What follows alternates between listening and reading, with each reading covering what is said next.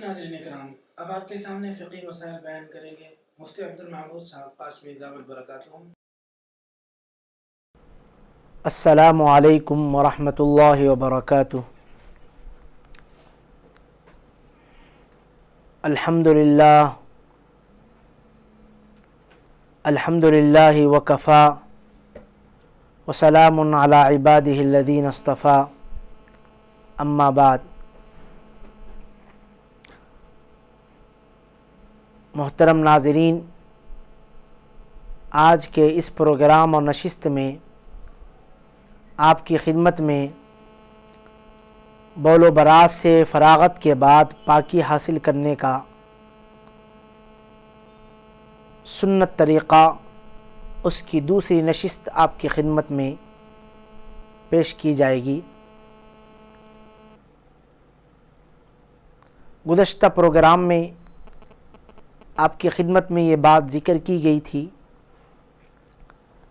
بول و براز سے فراغت کے بعد پہلے اطمینان حاصل کرنا اس بات سے کہ اب پیشاب کے قطرے نہیں آئیں گے،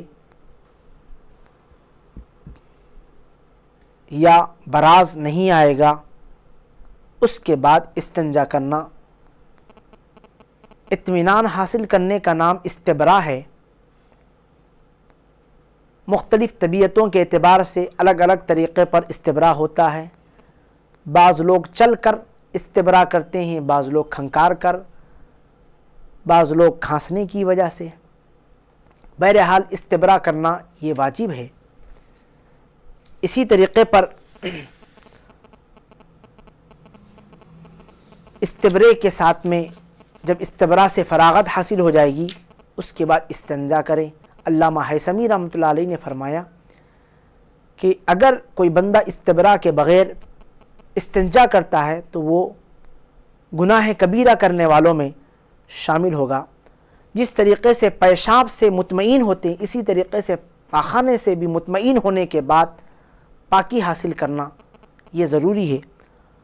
عورتوں کے لیے بھی حکم ہے، مرد کے لیے بھی حکم ہے۔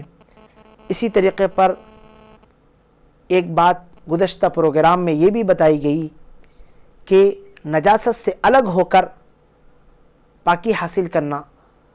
ٹوائلٹ میں بیٹھے ہوئے ہیں تو پہلے پانی بہا دیوے تاکہ بول و براز چلے جائیں، پھر اس کے بعد پاکی حاصل کریں۔ اسی طریقے پر ایک ادب یہ بھی تھا کہ استنجا کرتے وقت یعنی پاکی حاصل کرتے وقت قبلہ رخ ہونا یہ بھی منع ہے، نہ اس کی طرف پیٹھ کرنا۔ اسی طریقے پر پاکی حاصل کرتے وقت سطر کا چھپانا یہ بھی ضروری چیزوں میں داخل ہے کہ سطر کو چھپا کر رکھیں۔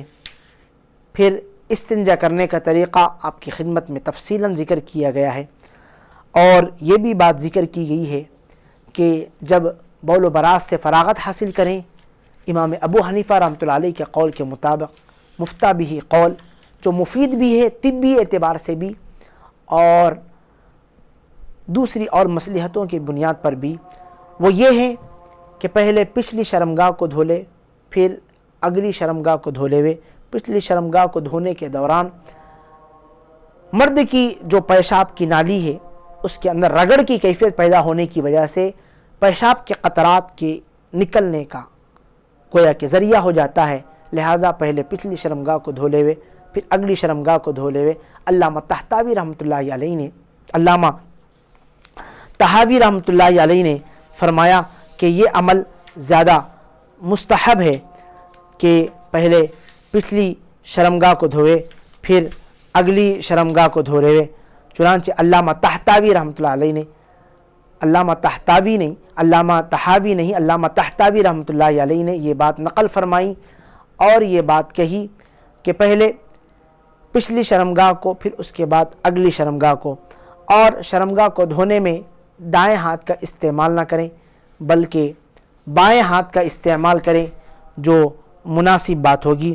پھر اس کے بعد صفائی کے بعد شرمگاہ کے اوپر پانی چھڑکنا یہ بھی گویا کہ ادب میں داخل ہے کہ پہلے صفائی کر لے ہوئے اور اس کے بعد اس کے اوپر پانی چھڑک لے تاکہ وسوسے کی بیماری پیدا نہ ہو، جیسا کہ روایت سے یہ بات معلوم ہوئی، ہم نے گزشتہ پروگرام میں آپ کی خدمت میں ذکر کی ہے۔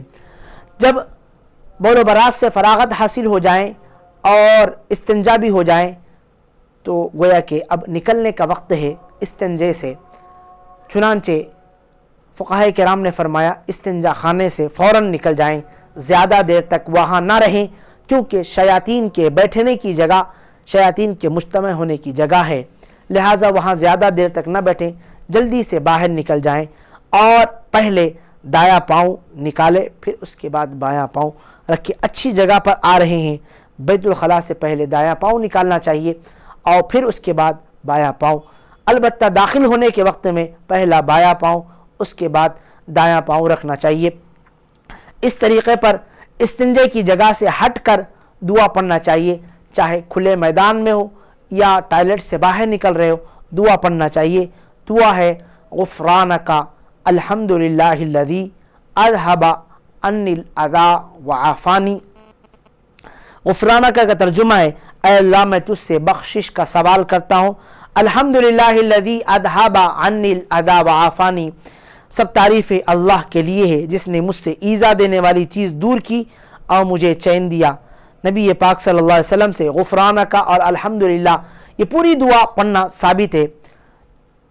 چنانچہ فقہائے کرام فرماتے ہیں، شراح حدیث فرماتے ہیں کہ نبی پاک صلی اللہ علیہ وسلم نے غفرانک کا لفظ استعمال فرمایا۔ غفرانک یعنی استغفار کرنے کی وجہ کیا تھی؟ اللہ کے نبی بیت الخلاء سے باہر نکلنے کے بعد، قضائے حاجت سے فراغت حاصل کرنے کے بعد غفرانک فرما رہے ہیں، یعنی اے اللہ مجھے آپ معاف فرما دیجئے۔ اللہ کے نبی کا یہ کہنا کہ آپ مجھے معاف فرما دیجئے، یہ کیا وجہ؟ اس لیے کہ کوئی گناہ تو نہیں ہوا۔ تو اس سلسلے میں شراح حدیث توجیح کرتے ہیں، استنجا کرنا کوئی گناہ تو نہیں ہے، بول و براز کرنا گناہ تو نہیں ہے، لیکن شراح حدیث توجیح کرتے ہیں، فرماتے ہیں کہ اس کا وجہ یہ فرماتے ہیں کہ آپ صلی اللہ علیہ وسلم اپنی زبان مبارک کو خدا تعالیٰ کا ذکر سے ہمیشہ تر رکھتے تھے، لیکن استنجا کے دوران گویا کہ نبی پاک صلی اللہ علیہ وسلم کی زبان مبارک رکی رہی، اس وجہ سے اللہ کے نبی علیہ الصلاۃ والسلام اس پر استغفار کر رہے ہیں کہ اے میرے پروردگار، جتنی دیر میں نے استنجا کیا اتنی دیر تک آپ کا ذکر نہیں کر سکا، اس لیے میں معافی چاہتا ہوں۔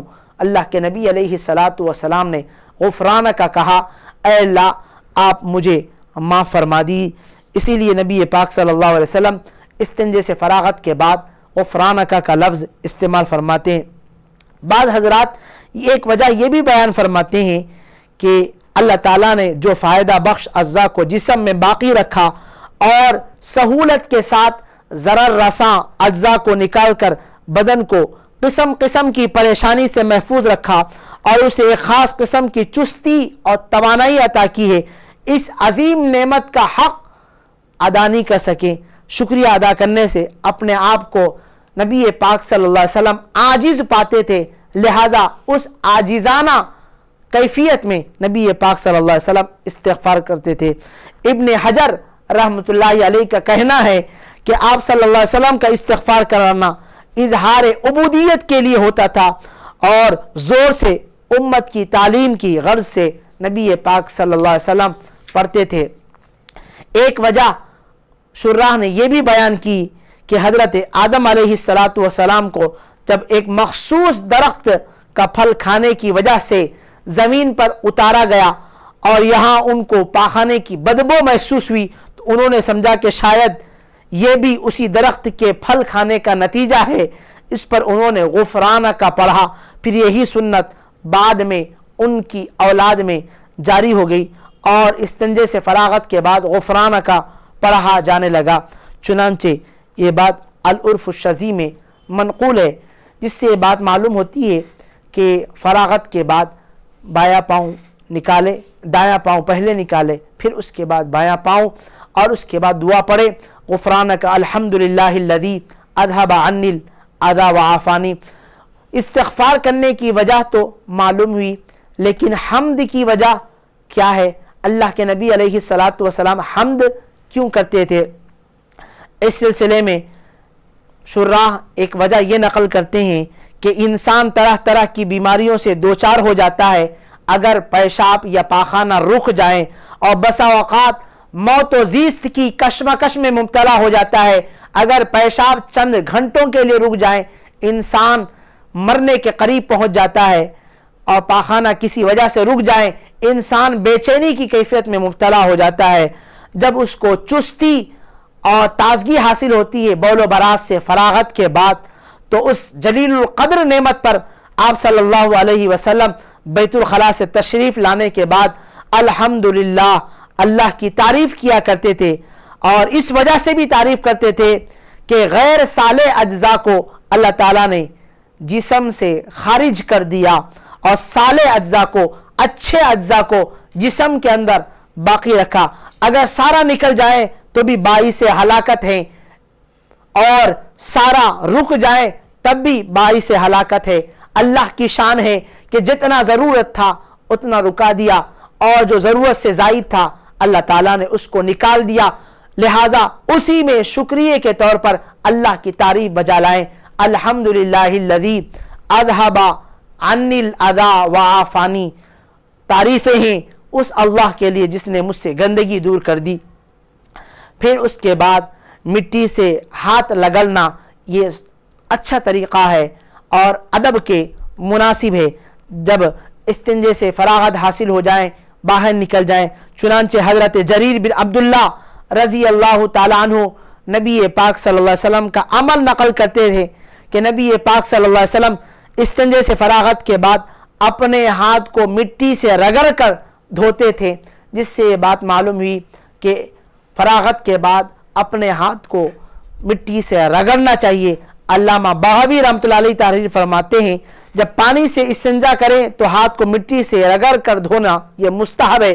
علامہ طحطاوی رحمۃ اللہ علیہ فرماتے ہیں استنجے سے فراغت کے بعد مٹی سے رگڑ کر ہاتھ دھو لینا یہ مستحب ہے، جس سے ہاتھ کے اندر کے جراثیم ختم ہو جائیں گے اور بدبو ختم ہو جائیں گی۔ اگر کوئی بندہ صابن کا استعمال کرتا ہے اور اسی طریقے پر ایسی چیزیں جس کی وجہ سے جراثیم ختم ہو جاتے ہیں، تب بھی اس کے لیے گویا کہ کافی ہو سکتا ہے۔ یہ اس کے لیے مناسب بات ہوگی کہ وہ فراغت کے بعد اپنے ہاتھ کو مٹی سے رگڑ کر یا صابن سے رگڑ کر اچھی طریقے سے صاف کر لے تاکہ بدبو نہ رہیں اور جراثیم نہ رہیں۔ محترم ناظرین، چونکہ ہم آپ کی خدمت میں اس سے پہلے والے پروگراموں میں یہ بات ذکر کر چکے ہیں کہ ہم آپ کی خدمت میں فطرت امور یعنی جو خصال فطرت ہے، انبیاء کرام کے جو طور و طریق ہے وہ آپ کی خدمت میں ذکر کر رہے ہیں۔ ان میں سے ایک طریقہ استنجا کرنے کا یعنی پیشاب اور پاخانے کو پانی سے دھونے کا طریقہ تھا، جو آپ کی خدمت میں تفصیلاً ترتیب وار آپ کی خدمت میں پیش کیا گیا۔ چند منٹ کے لیے آپ کی خدمت میں ایک علمی گفتگو کی جاتی ہے۔ وہ علمی گفتگو یہ ہے کہ خصال فطرت کے الفاظ میں ایک لفظ آتا ہے استنجے کا، جس کے معنی آتے ہیں کہ پانی کے ذریعے سے چیزوں کو استنجے کا مطلب یہ ہے کہ بول و براز کو صاف کیا جائے، خواہ وہ ڈھیلے کے ذریعے سے ہو یا پھر اسی طریقے پر پانی کے ذریعے سے ہو۔ لیکن ایک اور لفظ آتا ہے انتضاح۔ شراح نے انتضاح کے دو معنی بیان کیے ہیں۔ ایک معنی ہے پانی سے استنجا کرنا، علامہ خطابی رحمۃ اللہ علیہ نے یہی معنی بیان کیے ہیں۔ اس معنی کے لحاظ سے استنجا اور انتضاح گویا کہ دونوں ایک ہی طرح ہو گیا، یعنی پانی سے نجاست بول و براز کو دور کرنا، جس کو انتضاح سے تعبیر کیا ہے۔ گویا کہ استنجا اور انتضاح دونوں ایک ہی ہوئے، جبکہ انتضاح کے معنی اگر کیے جائیں پانی سے استنجا کرنے کے، اسی طریقے پر انتضاح کے ایک دوسرے معنی آتے ہیں جس کا ترجمہ یہ ہے کہ وضو سے فراغت کے بعد ہاتھ تر کر کے شرمگاہ یا کپڑے پر چھینٹے مارنا تاکہ شیطانی وساوس سے حفاظت ہو جائے۔ چنانچہ اس کی تائید بھی دوسری روایتوں سے ہوتی ہے کہ اللہ کے نبی علیہ الصلاۃ والسلام استنجے سے یعنی فراغت کے بعد، بول و براز سے فراغت کے بعد، پانی سے دھونے کے بعد شرمگاہ پر یا کپڑوں پر چھینٹے مارتے تھے تاکہ وساوس کی بیماری پیدا نہ ہو۔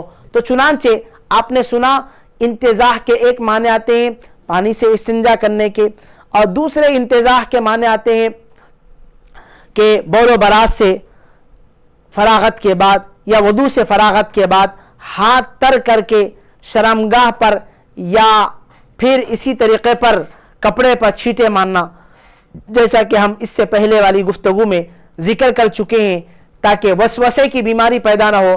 یہ استنجے کے بعد عمل کیا جاتا ہے، یعنی بول و براز سے فراغت ہونے کے بعد اس کو شرمگاہ کو پانی سے دھونے کے بعد اور اس سے پاکی حاصل کرنے کے بعد یہ عمل کیا جاتا ہے۔ خواہ یہ عمل بسا اوقات وضو سے پہلے یعنی فراغت کے فوراً بعد کیا جاتا ہے یا یہ عمل وضو کے بعد کیا جاتا ہے۔ اس سلسلے میں نبی پاک صلی اللہ علیہ وسلم کے دونوں طریقے کی باتیں منقول ہے۔ نبی پاک صلی اللہ علیہ وسلم پیشاب سے فارغ ہوتے تو وضو فرماتے اور شرمگاہ یا کپڑے پر پانی کے چھینٹے مارتے۔ اسی طریقے سے حضرت ابو ہریرہ رضی اللہ تعالیٰ عنہ نبی پاک صلی اللہ علیہ وسلم کا ارشاد نقل کرتے ہیں کہ حضرت جبرائیل میرے پاس تشریف لایا اور فرمایا، اے محمد جب آپ صلی اللہ علیہ وسلم وضو کیا کریں کہ تو پانی کے چھینٹے مار لیا کریں۔ چنانچہ انتزاح کے جو دوسرے معنی ہیں یعنی پانی کے چھینٹے مارنا بدن کے اوپر یا کپڑے کے اوپر، یہ انتزاح کے دوسرے معنی ہیں۔ پہلے معنی پانی سے استنجا کرنا، تو پہلے معنی کے اعتبار سے شراح یہ کہتے ہیں انتزاح کے پہلے معنی یہ زیادہ مناسب ہے، یعنی پانی سے استنجا کرنا۔ تو اس صورت میں انتزاح اور استنجا یہ دونوں ایک ہی ہو جائیں گے۔ خصال فطرت میں جو 16 باتیں ذکر کی گئی ہے ان میں سے ایک بات انتزاع الگ سے ذکر کیا گیا، استنجا الگ سے ذکر کیا گیا۔ اب استنجا اور انتزاح دونوں کے معنی ایک ہو گئے تو گویا کہ استنجا اور انتزاح دونوں ایک ہو جائے گا۔ اگر انتزاح کے معنی یہ کیے جائیں گے کہ شرمگاہ پر یا کپڑے پر بول و براز سے فراغت کے بعد یا وضو سے فراغت کے بعد پانی کے چھینٹے مارنا، تو اس وقت میں انتزاح کے معنی دوسرے ہوں گے، تو گویا کہ انتزاح یہ الگ ہو جائے گا اور استنجا یہ الگ ہو جائے گا۔ لیکن عام طور پہ شراح یہ فرماتے انتزاح کے راجح معنی وہی ہے جو استنجا کے، یعنی پانی کے ذریعے سے استنجا کرنا، کیونکہ امور فطرت میں یہ وسوسے والی بیماری داخل نہیں ہے، اس لیے کہ انبیاء کرام کو وسوسے والی بیماری پیدا نہیں ہوئی، لہذا انتزاح کے معنی امور فطرت میں داخل کرتے ہوئے یہ کرنا کہ پیشاب کے چھینٹوں کے شک کی وجہ سے پانی کے چھینٹے مارنا شرمگاہ کے اوپر یا پھر کپڑے کے اوپر، یہ انتزاح کے معنی لینا یہ زیادہ راجح والی بات نہیں ہے، مرجو والی بات ہے۔ اب رہ گئی بات کہ چھینٹے کب ماریں، اس سلسلے میں یہ بات واضح طور سے سمجھیں کہ بعض حضرات کا کہنا ہے کہ فرماتے ہیں کہ وضو سے فراغت کے بعد پانی کے چھینٹے اپنی شرمگاہ پر ماریں یا کپڑے پر ماریں تاکہ وسوسے کی بیماری پیدا نہ ہو۔ بعض حضرات یہ کہتے ہیں کہ جیسے ہی استنجے سے فراغت ہو جائیں، بول و براز سے نظافت حاصل ہو جائیں، اس کے فوراً بعد شرمگاہ پر یا پھر کپڑے کے اوپر پانی کے چھینٹے مارے، یہ دونوں مناسب بات ہیں۔ اسی طریقے سے خصال فطرت میں ایک لفظ ہم نے یہ بھی استعمال کیا، انتقاص ماء۔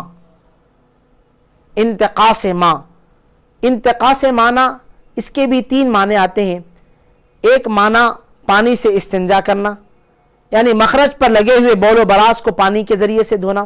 دوسرے معنی وضو سے فراغت کے بعد ہاتھ تر کر کے شرمگاہ پر چھینٹے مارنا، اور تیسرے معنی انتقاص ماء کے یہ ہے کہ شرمگاہ کو پانی سے دھو کر پیشاب کی آمد کا سلسلہ بند کرنا، یعنی جس کو استبراء کہتے ہیں، تاکہ پیشاب کے آنے کا سلسلہ بند ہو جائے۔ تو چنانچہ انتقاص ماء کے 3 معنی ہو گئے، ایک معنی پانی سے استنجا کرنا اور دوسرا چھینٹے مارنا اور تیسرا معنی یہ ہے کہ شرمگاہ کو پانی سے دھو کر پیشاب کی آمد کا سلسلہ بند کرنا تاکہ قطرات کے آنے کا احتمال بڑی حد تک ختم ہو جائے. اور چنانچہ اس اعتبار سے انتقاص ماء تیسرے معنی کے اعتبار سے ایک نئی بات ہو جائے گی جو خصال فطرت میں شامل نہیں ہو سکتی ہے. مفسرین شراح حدیث نے یہاں پر بھی یہ بات لکھی ہے کہ انتقاص ماء یہ بھی گویا کہ دراصل استنجے کے معنی میں ہے، یعنی پیشاب یعنی بول و براز کو پانی کے ذریعے سے صاف کرنا. محترم ناظرین، جیسا کہ ہم نے آپ کی خدمت میں یہ بات ذکر کی ہے کہ چند منٹ کے لیے آپ کی خدمت میں ہم علمی گفتگو کریں گے، تو علمی گفتگو میں یہ بات نکلی استنجا اور انتقاص ماء اور انتزاح، ان کو معنی کے اعتبار سے الگ الگ بھی کیا جا سکتا ہے اور معنی کے اعتبار سے تینوں کو ایک بھی کیا جا سکتا ہے، لیکن بہتر ہے استنجا اور انتقاص ماء اور انتزاح ان تینوں کو ایک ہی کیا جائے تاکہ خصال فطرت میں یہ چیزیں شامل رہیں جیسا کہ ہم نے آپ کی خدمت میں پیش کیے ہیں. مزید باتیں آپ اپنے علماء سے رجوع کر کے معلومات کر سکتے ہیں. محترم ناظرین، چنانچہ ہمارا پروگرام ہے کہ فراغت کے بعد یعنی بول و براز سے فراغت کے بعد کا جو عمل نبی پاک صلی اللہ علیہ وسلم کا رہا وہ آپ کی خدمت میں ذکر کرنا. چنانچہ جو باتیں آپ کی خدمت میں ذکر کی گئی بول و براز سے فراغت کے بعد کہ دایاں پاؤں پہلے نکالے، پھر اس کے بعد دعاؤں کا اہتمام کرنا تاکہ شیاطین سے محفوظ ہونے کے لیے اللہ کا شکر ادا کریں. غفرانک الحمدللہ الذی اذھب عنی الاذی وعافانی، اور اسی طریقے پر استبراء کریں، یعنی مطمئن ہونے کے بعد ہی اپنی شرمگاہ کو دھو لے ہوئے. عام طور پہ نوجوان بچے اس کا اہتمام نہیں کرتے ہیں، بڑے لوگ کسی نہ کسی طریقے سے پیشاب کے قطروں کو نکلوا دیتے ہیں، لیکن نوجوان بچے اس کا اہتمام نہیں کرتے، اس کا بھی اہتمام کریں. محترم ناظرین، نبی پاک صلی اللہ علیہ وسلم نے امت کے لیے ایسا طریقہ پیش کیا ہے کہ ہر موقع پر ہر میدان کے اندر اسلام کے ماننے والے کے لیے کوئی تشنگی نہیں ہے، بلکہ اس کے لیے وافر مقدار میں احکامات تعلیمات نبوی موجود ہے. اس لیے ہر بندے کو چاہیے کہ وہ استنجا کرنے کے وقت میں، استنجے سے فراغت کے بعد، استنجے کے وقت میں نبوی تعلیمات جو ذکر کی گئی ہے اس پر عمل کرنے کی کوشش کرے، جس سے دنیاوی اعتبار سے بھی فائدہ ہوگا اور اخروی اعتبار سے بھی انسان کامیابی کی منزلیں طے کرے گا. محترم ناظرین، یہ چند باتیں آپ کی خدمت میں پیش کی گئی ہے.